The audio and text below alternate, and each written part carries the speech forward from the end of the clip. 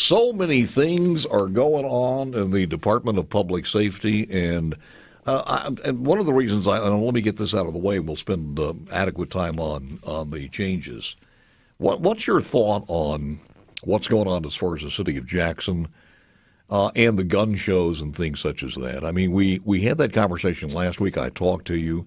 Some of the rules and regulations, I think the Commissioner of Agriculture and Commerce, Andy Gibson, was on with me and did a good job.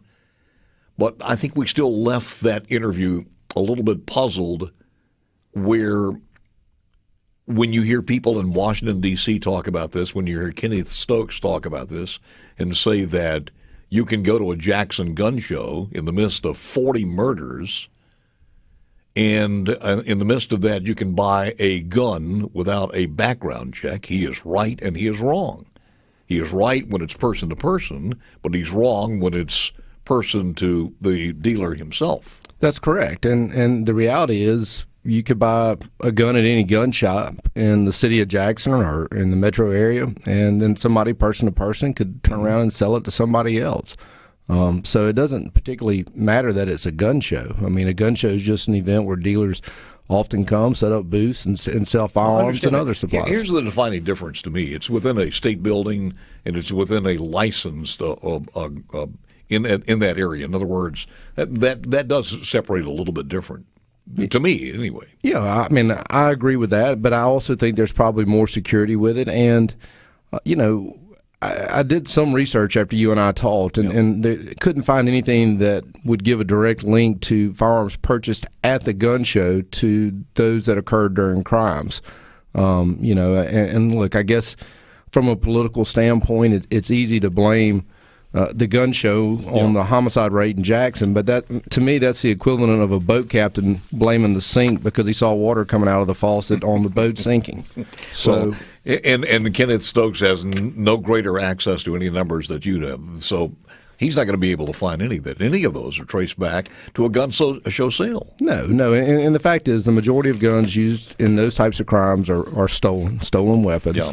And even looking at most of the, a lot of the issues that we have with firearms and violence come with people that have mental health issues. So if we want to address something, let's try to address mental health, and let's try to make sure that criminals don't have access to guns. And one of the biggest statistics that I saw was that if you prohibit convicted felons from having firearms, that's a large drop in homicide rates. And the states that do that see that. One of the frightening things, Commissioner, was to have the new guy for Biden say basically, as far as he's concerned, as far as guns are concerned, if you go to a gun show and you're turned down, you should be immediately arrested. He actually said that. So I think he said something to the point where we have a lot of evidence and indication and testimony that people who go to the gun show and are turned down later commit offenses, so why not arrest them when they're turned down? This is someone within the administration. Well, and somebody that's the head of ATF. I mean, that's very scary when that's the policy coming out of D.C. All right, during the first year in office, a lot of things have changed. DPS is going to look a little bit differently in the next year. It is, and a lot of exciting changes. It's kind of a cliche word, but I've called it historic. The changes that we've seen, particularly with the new divisions that'll be coming over from other agencies. We're seeing an expansion from about 1,100 to 1,400 employees with the addition of Capitol Police and the MDOT Law Enforcement Division. Is it started now, or is it going to be ready by July 1st? The start date on the bills are July 1st, and so there'll be a transition period. So I've got had a meeting yesterday with my team. We're doing a transition meeting with the MDOT team next week. Also have a meeting with Capitol Police and DFA on Monday, and so we have transition teams we're putting together to develop a plan for these fine men and women who are with that. What's the physical assets or physical responsibility? They'll be at a different building, they'll be in different vehicles, or will there be much change at all? Over time, there'll be more change. Right off the bat, I doubt anybody sees a significant amount of change. It will take some time. They're still going to have their cars. Their assets are going to transfer with us. Their the small things. We were meeting with Chief Huff a couple days ago, the Colonel and I, and they have 40 caliber firearms. We have 9mm firearms. They're going to keep their 40 caliber for now, and we'll let those process themselves out. Is it they're going to be changed later on? Yeah. I mean, as we make future orders, we'll probably transition to 9mm across the board. Will the cars look the same? They'll be identified the same? Their cars will look a little different. They'll be the Commercial Trucking Enforcement Division, so it won't say MDOT Law Enforcement on it anymore. But it will look different, obviously, than a trooper vehicle. One of the things that has to be done in the future, because you did mention in a story, you guys are spread out all over the place, and from Woodrow Wilson and beyond. What's the status of putting that all in one location? It's working really well with the help of the leadership in the House and the Senate and the governor. We're supposed to be getting a deficit appropriation of about $25 million to start our new headquarters, and it'll be the first time in history that the Mississippi Department of Public Safety has all its divisions underneath one roof. State of the art? State of the art. Where is it going to be located? It's going to be located in Rankin County, right across from the crime lab. You've got MEMA next door, the fire academy's there, the Mississippi Law Enforcement Training Academy's right down the road. So it's really more of a campus atmosphere for public safety and law enforcement. You said your total workforce now would be 1,400? Yes, sir. Is that Highway Patrol, Bureau of Investigation, Bureau of Narcotics, State Office of Homeland Security, Crime Lab, medical examiners?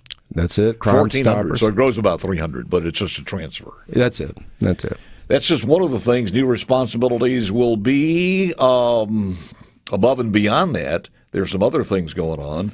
Let's talk about the Capitol Police. Well, Capitol Police will be under our purview.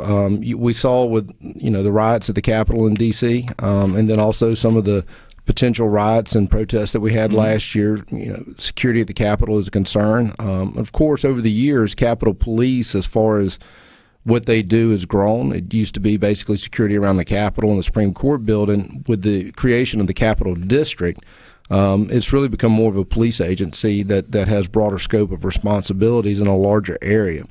And so with that, the head of DFA, Liz Welch, came to me and said, we're not really a law enforcement agency, and how would you feel about Capitol Police coming under your umbrella?